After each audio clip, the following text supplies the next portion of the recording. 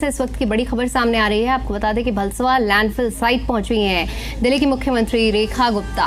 LG के साथ बांस का वृक्षारोपण किया जाएगा। आज से आगाज किया जा रहा है और इसके अलावा पर्यावरण मंत्री मनजिंदर सिंह सिरसा और योगेंद्र चंदोलिया भी मौजूद हैं।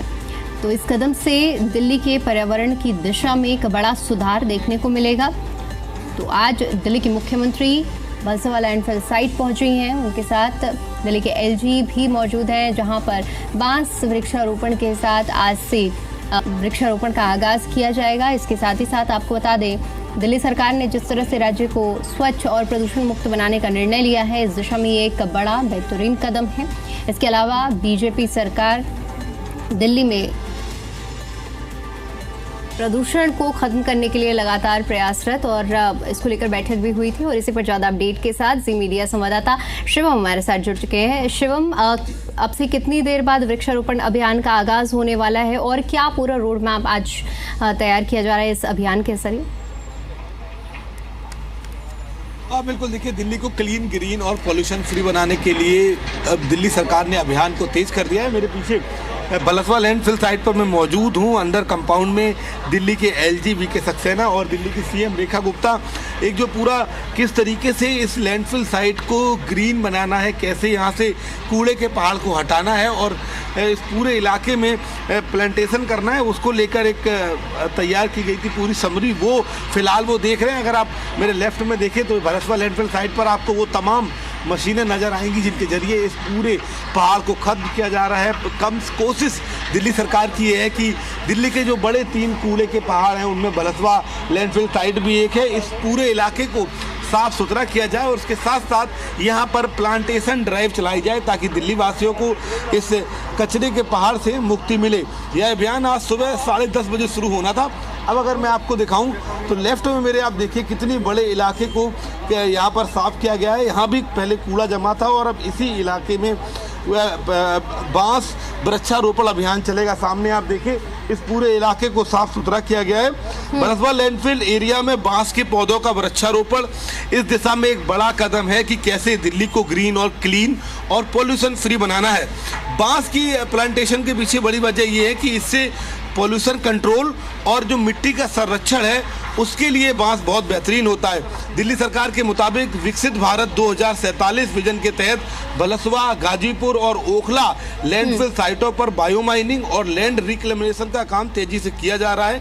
इन परियोजनाओं का मकसद कचरे के पहाड़ों को हटाकर इन स्थानों को हरे क्षेत्र में तब्दील करना है और यही एक वजह है कि बांस का वृक्षारोपण को चुना गया है। आप अगर देखें भी तो आपको फिलहाल कम से कम 1 से 2 दर्जन मशीनें नजर आएंगी जहां पर पूरे तरीके से ये कूड़ा है उसको रिफाइन किया जा रहा है। अगर मेरे सहयोगी आपको जूम करके दिखाएंगे तो ये जो मशीनें हैं इनका काम ये है कि जितना भी कूड़ा करकट यहाँ पर जमा हुआ है उसको वो क्लीन करती हैं। पॉलीथीन या गंदगी है वो एक साइड जो उनका सिलेंडर होता है उसमें जमा हो जाती है और बाकी मिट्टी में है। यहाँ के जो अधिकारी उनका कहना है कि लगभग आधा एरिया साफ कर लिया गया है। लगातार 100 से ज़्यादा मशीनें इस पूरे लैंडफिल साइट पर लगी हैं जो जगह निकल कर आ रही है। अगर आप मेरे यहाँ पर देखें, ये पहले पूरा कूड़े का एक समय पहाड़ होता था, अब ये जगह क्लीन कराई गई है और आज से दिल्ली के सीएम और दिल्ली के एलजी दोनों यहाँ पर प्लांटेशन ड्राइव को बढ़ा रहे हैं, उसकी शुरुआत कर रहे हैं। माना ही जा रहा है कि बड़ा कदम है दिल्ली को तीनों कूड़े के पहाड़ों से आज़ादी दिलाने का।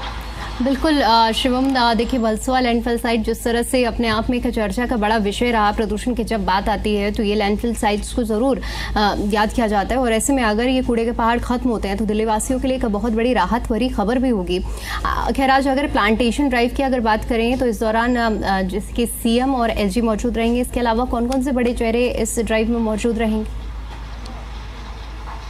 देखिए, बिल्कुल, दिल्ली के सीएम, दिल्ली के एलजी, स्थानीय सांसद योगेंद्र चंदोलिया, कैबिनेट मंत्री मनजिंदर सिंह सिरसा, इन्वायरमेंट के जो सेक्रेटरी हैं दिल्ली के वो सभी मौजूद हैं। स्थानीय विधायक और पार्षद भी मौजूद हैं। स्थानीय लोग भी इस कार्य को देखने के लिए यहाँ पहुँच गए क्योंकि इस पूरे इलाके की अगर मैं बात करूँ, ये पूरा इलाका परेशान है इतने बड़े पहाड़ से। अगर आप देखिए इस पूरे विजुअल को देखें तो ऐसा लगता है कि हम हिमाचल या उत्तराखंड की वादियों में कहीं आ गए हैं। विशालकाय ये पहाड़ है जिसकी वजह से ये पूरे इलाके के लोग यहाँ परेशान हैं। गंदगी इतनी ज़्यादा है, स्मेल इतनी गंदी आती है और उसकी वजह से ये पूरा इलाका इलाका प्रदूषण से युक्त है। बीते 10 साल से स्थानीय लोग उम्मीद कर रहे हैं कि कोई ऐसी कार्रवाई होगी, ये पहाड़ हट जाएंगे, लेकिन सरकारें आती जाती रहीं, स्थितियां बदलती रहीं, बट यहाँ के लोगों को निजात नहीं मिली। अब बीजेपी सरकार का ये वादा है कि आने वाले समय में हम दिल्ली को क्लीन, ग्रीन और पॉल्यूशन फ्री बनाएंगे, और उसी दिशा में इन कामों को तेजी से बढ़ाया जा रहा है। हालांकि दिल्ली के एलजी वीके सक्सेना की बात करें तो वो बीते 5 सालों में अगर पूरे दिल्ली के जो तमाम एलजी रहे उनमें वीके सक्सेना लगातार इन साइट्स का निरीक्षण करते रहे हैं, प्रोग्राम की बात करते रहे हैं, और अब जब दिल्ली में बीजेपी की सरकार है तो एक बड़े विजन की बात की जा रही है। सिर्फ बात ये नहीं है कि इन कूड़ा पहाड़ों को अभी फिलहाल के लिए खत्म किया जाए, बल्कि प्लान ये है कि इनको बिल्कुल साफ कर दिया जाए, इन इलाकों में प्लांटेशन हो और दिल्ली के लिए एक ऐसा मॉडल तैयार हो जब कोई दूसरा बड़ा पहाड़ ना बने। दिल्ली में 2 करोड़ से ज़्यादा की संख्या है, यहाँ पर बड़ा मार्केट है, ऐसे में कूड़ा करकट पॉलिथीन बहुत ज़्यादा निकलता भी है, उसको कैसे खत्म करना है, उसको कैसे रोकना है, ये तमाम विजन दिल्ली की सीएम रेखा गुप्ता रखती रही हैं। अब देखने वाली बात ये होगी कि दिल्ली की बीजेपी सरकार इनको जमीन पर उतारती है, क्या वास्तव में जो वादे किए गए हैं, जिस तरीके की बातें की जा रही हैं, वो धरातल पर उतरती हैं, या फिर दिल्ली वासियों को और इंतजार करना पड़ेगा।